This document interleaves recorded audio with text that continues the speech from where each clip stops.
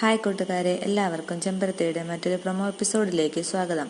അമ്പലത്തിൽ വെച്ച് ദാസേട്ടൻ ഗുരുജിയെ കാണുന്നു. ഗുരുജിയുടെ വാക്കുകൾ ദാസേട്ടന് ആശ്വാസമേകുന്നു. പിന്നീട് ഔട്ട് ഹൗസിൽ ആനന്ദ് കല്യാണിക്കായി ഒരു സമ്മാനം വാങ്ങുന്നു. പിന്നീട് വിലാസിനി ഗുണ്ടകളെയും കൊണ്ടുവന്ന് കല്യാണിയെയും ദാസേട്ടനെയും ഇറക്കിവിടാനുള്ള ശ്രമമാണ് ഇതുവരെ നമ്മൾ കണ്ടത്.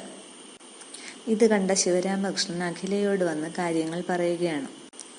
അഖിലയുടെ സമ്മതത്തോടു കൂടിയാണ് വിലാസിനി അത് ചെയ്തതെന്നും വിലാസിനി ശിവരാമകൃഷ്ണനോട് പറഞ്ഞതായും പറയുന്നു. ഇപ്പോൾ പ്രൊമോയിൽ കാണിക്കുന്നത് അഖില ദേഷ്യത്തോടു കൂടി വിലാസിനിയുടെ അടുത്തേക്ക് പോകുന്നതാണ്. സ്റ്റെപ്പ് കയറി വരുന്ന അഖിലയെ കണ്ട് വിലാസിനി ചിരിച്ചുകൊണ്ട് അഖിലയുടെ അടുത്തേക്ക് ചെല്ലുന്നു. മുഖത്ത് ചിരി വരുത്താൻ ശ്രമിക്കുന്നുണ്ടെങ്കിലും വിലാസിനിയുടെ മുഖം ആകെ ഭയന്ന് വിറച്ചു നിൽക്കുകയാണ്. അഖിലയുടെ അടുത്തേക്ക് നടന്നു വരുന്ന വിലാസിനി വീഴാനും പോകുന്നുണ്ട്.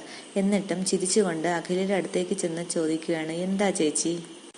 ഇത് കേട്ട് ദേഷ്യത്തോടെ വിലാസിനിയുടെ മുഖത്ത് ആഞ്ഞടിക്കുകയാണ് അഖില. ആ അടിയിൽ വിലാസിനി കരഞ്ഞു പോകുന്നു. അഖില വിലാസിനിയോട് ചോദിക്കൂ, നിന്നോട് ആര് പറഞ്ഞു ഔട്ട് ഹൗസിൽ ചെന്ന് നെറുകേട് കാണിക്കാൻ? ആരാണ് നിനക്ക് അതിനുള്ള അധികാരം തന്നത്? ഇത് കേട്ട് വിലാസിനി അഖിലയോട് പറയുന്നു, ചേച്ചിയുടെ അനുവാദത്തോടു കൂടിയല്ലേ ഞാൻ അങ്ങനെ ഒരു പണി ചെയ്യാൻ പോയത്.